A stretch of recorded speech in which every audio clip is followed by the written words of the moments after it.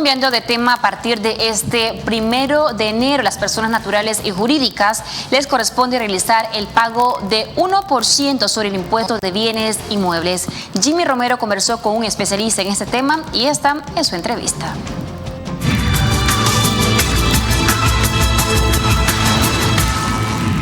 Así es, nos encontramos con Julio Francisco Espinosa, él es responsable de impuesto de la empresa Grant Thornton, que tiene sede aquí en Nicaragua. Gracias por acompañarnos, Francisco, en el segmento de entrevista de Notivoz. Y quisiera que nos explicaras un poco, iniciamos 2020, pero las personas empiezan, tanto jurídicas o natural, tienen que pagar impuestos por diferentes razones. Uno de ellos es por temas de propiedad. ¿A partir de qué mes se debe pagar este impuesto y cuál es el monto? Ok, muchas gracias primeramente, Jimmy, por esta oportunidad y por estar con nosotros aquí en nuestras oficinas de Grant Thornton. Y ya como bien menciona, tanto personas naturales y jurídicas tenemos la obligación de pagar un impuesto conocido internacionalmente como impuesto de propiedad y aquí en Nicaragua como impuesto de bienes inmuebles. Elementos importantes del impuesto de bienes inmuebles: grava, como su precepto lo dice, los bienes inmuebles que le incluyen edificios, plantaciones, terrenos y otros, poseído en una fecha al 31 de diciembre, es decir, al 31 de diciembre de 2019, estos bienes inmuebles tienen que pagar una tarifa. Esta tarifa es del 1% sobre una base imponible determinada por la ley. ¿Cuándo se tiene que pagar esto, Jimmy? Hay opciones que te da en este caso la ley y puede ser en un 50% a más tardar a finales de marzo y otro 50% a más tardar a finales de junio. Sin embargo, también la ley te da un beneficio y dice que si pagas el impuesto de bienes inmuebles el 100% a más tardar en marzo, o tenés un descuento del 10%, del cual no es sujeto a solicitud, sino que es un derecho que opera de oficio ante las municipalidades. Pero también hay que tener cuidado. Pagar extemporáneamente este impuesto de bienes inmuebles puede generarte sanciones. Verbo y gracia, una multa del 10%, perdiendo el beneficio, ¿verdad? ¿Existe la costumbre de que las personas naturales jurídicas no pagan a tiempo sus impuestos? ¿Tienen retraso tal vez de 1 año, 2 años, hasta 10 años? ¿Qué pasa? ¿Hay penalidad con ellos? Típicamente ocurre en las personas naturales que no están inscritas o que no están formalizadas ante las autoridades fiscales.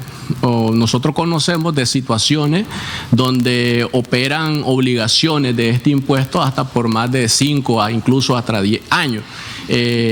Hay sanciones como una garantía por parte del Estado para recuperar sus impuestos. Estas sanciones involucran multas de hasta que van desde un 5 o 10%, y cuando hay ocultación de información incluso un 100% del impuesto. Adicionalmente a esta información es importante que el contribuyente conozca parte de sus derechos también. Es un tema conocido como la prescripción.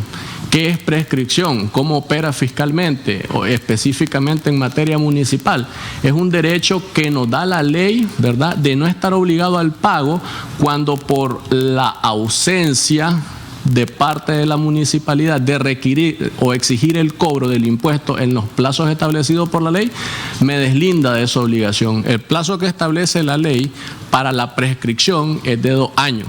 Sin embargo, quería comentarte que hoy por hoy nosotros conocemos que esta práctica de este derecho, que no opera de oficio, sino que tiene que ser invocado por el contribuyente, sea persona natural o jurídica, no está siendo considerado por la municipalidad.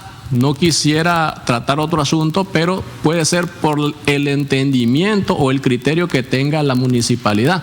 Sin embargo, es un derecho que le da la ley. ¿El pago del impuesto de bienes inmuebles tiene alguna tarifa específica o depende del valor de la propiedad? Y si hay un precio diferenciado entre los departamentos, los municipios y las ciudades. La tarifa del impuesto es la misma para todos los contribuyentes, un 1% sobre el valor del bien inmueble. En este caso, una de las bases con orden de prelación, o sea, primero ocurre esto, es el valor catastral que te emiten las alcaldías, el cual está basado en tablas y valores autorizados por Catastro Nacional incluso. Pero ¿qué sucede en este punto? que estas tablas y valores no siempre están siendo informadas al público de manera tal que no podemos conocer la veracidad o no de la información que nos están proporcionando. Dicho lo anterior, estas tablas tienden a referir diferentes valores catastrales según la posición geográfica donde esté el bien inmueble. Con esto te estoy diciendo que el valor de una propiedad en un residencial posiblemente va a ser mayor al valor de una propiedad en el sector rural.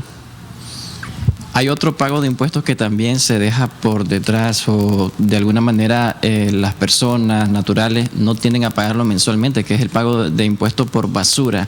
Comentanos en qué consiste esto y si hay también penalidades. Correcto. A diferencia del impuesto de bienes inmuebles, el cobro que hace la municipalidad por la recolección de la basura se configura como una tasa. No tanto como un impuesto, porque la tasa representa un servicio o una actividad del Estado, a diferencia del impuesto donde no existe esto.